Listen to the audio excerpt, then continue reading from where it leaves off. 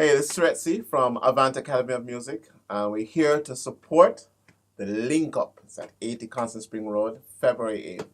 And on the show, it's going to be Koro Fyah. Sorry. Welcome. Thanks. So glad to see you. Yes, sir. Thanks for having me. All right, so the show is a intense love show, right? As far as I can see. There's a whole heap of energies coming together. It's like somebody have an idea and the man say, yeah, I'm going to do it. Yeah, right? it sounds like a good thing. No, I could do it. Yeah. No, that's the energy I get. No. What are you going to bring to the show? I mean, what's the vibe that you're bringing?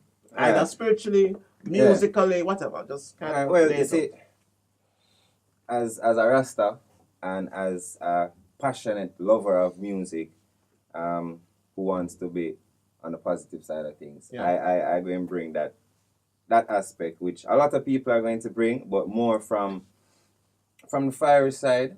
Okay. You know, as well as the music is very diverse. My type of music is a combination of some different influences and sounds, from jazz to R&B, a variety of world sounds, hip hop. You know, I'm actually started with hip hop, so okay. Yeah. So the music going to be a fusion. So when you say fire, no, is that more from the protest side of the fire, or is it the cleansing kind of fire? What's the vibe? That is the thing now. It's more of a awareness type of fire. Like, you need to know what's going on. You need to be aware of yourself. You need to know yourself as much as possible. So it's not a type of burn this and burn that type of situation. Right. You know, it's more about connecting with that inner fire. You know, that real passion inside for strive for better, for want better. That type of fire there. You know, you get that vibe, you get that energy from me. A lot of the songs are upbeat and motivational. Right. You know, so that type of. And that's your story? I mean, coming to a place of awareness? Coming to a place of awareness, coming to a place of understanding about myself and about my craft and about my people in general in Jamaica, and the situation in Jamaica. Because my situation as an individual is very similar to a lot of people's situations. So I put my personal experiences in the music, and I feel like it translates. You know, people can relate to it. So you mentioned craft, and that is there any is it like self-study or formal training, Definitely, or is it just I started working at it? As a youth, I was influenced. I got teachings as well. You taught me. Yes. You taught me. You know what I'm saying? You taught me a Covenant Prep a long time ago. Right. The keyboard, as well as a sister called Mrs. McCaw. Yes. She taught me as well. So from an early age, about 7, 8, 9, I had that passion for music. So I learned, but up to a certain point, you know, for about 2 years I did it. And then about 19, 20, I took it up again. I was starting to play the guitar.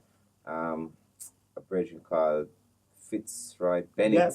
Yes. Close brother for me, I have a lot of respect for that brethren. So he was teaching me the guitar, fell in love with music again, link up with some brethren at the time who were rapping.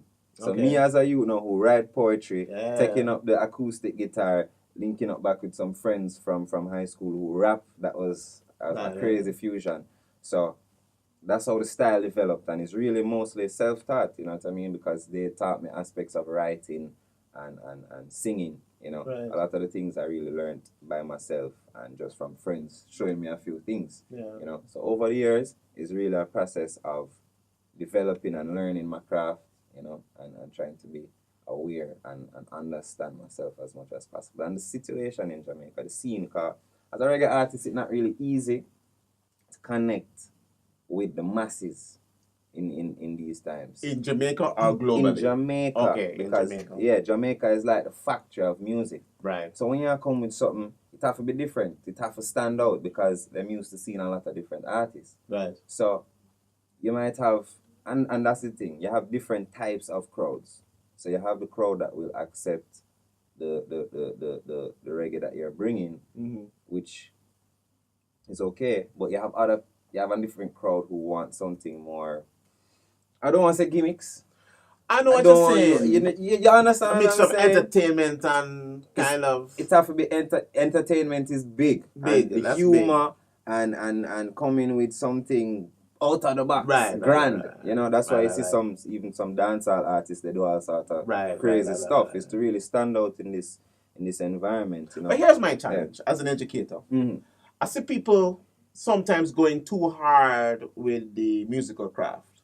And when I say that, I'm a person of craft myself. I'm a jazz musician of some 30-something years experience. Exactly. But if you want to be in the business, which is a different commitment than being an artist, a musical artist, right? Being in the business, you have to have a brand that can connect and that can cause your fan base to come alive and to care and to want to tweet and whatever, buy things and go show and all that kind of thing. So sometimes if you go too hard with the musical thing, like if you're a pianist or whatever, you can alienate your audience. If you focus too much on the technical skills. There are some people who do the brand thing too early and the brand never becomes anything meaningful. Right. The substance. They have a name, they have a concept, but they don't really flesh it out. Right. So that when people meet the brand, they realize, but this thing not has integrity. Yeah. And that to me is a challenge because sometimes you need time to spend on both. Definitely. You understand? Definitely. The brand needs to have integrity. Right. It needs to be a real thing. People, I've had clients who have told me, when I look at their set list, the songs when they perform, when they record, and there was this one guy, he had one set of sexy tunes in it. And I know the guy, and I said, you can't represent that. That is not you. Yeah. You have a different mindset. Yeah. And so your music and your beliefs and your liberty have to connect so that the story is real. Definitely. And I've found that people connect with me like that. Right. You know, they feel that energy, they feel that natural expression. You know, it's like I'm not trying to do this or not trying to. Some people, some artists, you hear them sing a song and you have to wonder, did he write that song? Right. You know, is that really coming from him? Yeah. You know? So that's something I have observed within myself and tried to really show people that, look, this is me. Right. You know what I mean? I'm speaking from my experiences and it's from the heart, you know. So that's something I'm big on. I'm very aware of that, and it's something I've actually become more aware of in recent times. You know, when I think about branding and just presentation, marketing myself, you know. All right. So the link up is on the February 8th. Yeah. We have Koro Fyah on the show. Whoa. He's going to represent. Yes, Avant Academy Music is supporting. We're giving away music lessons as a prize. So you can follow in the footsteps of these guys who have the craft, have the brand, have the belief, doing everything together.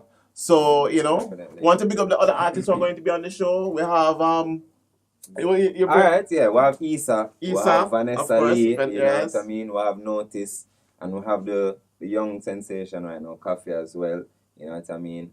We have international artists. We have the Pentatouche movement. These people have been touring for a while. So it's going to be good. And special guests, one of them is my brethren, Irish Soldier, wicked artist, nice, what I mean? So look out, And you can check out my music as well, just for plug it in, because I released an EP late 2016 called Rough Diamond. So everybody can check out the Rough Diamond EP, 8 tracks, you know what I mean? Cool. It's available on iTunes, SoundCloud, Spotify. So yeah, Koro Fyah, Rough Diamond EP. Check it out, Bebel representing. Thank you so much, man. New day, it's a new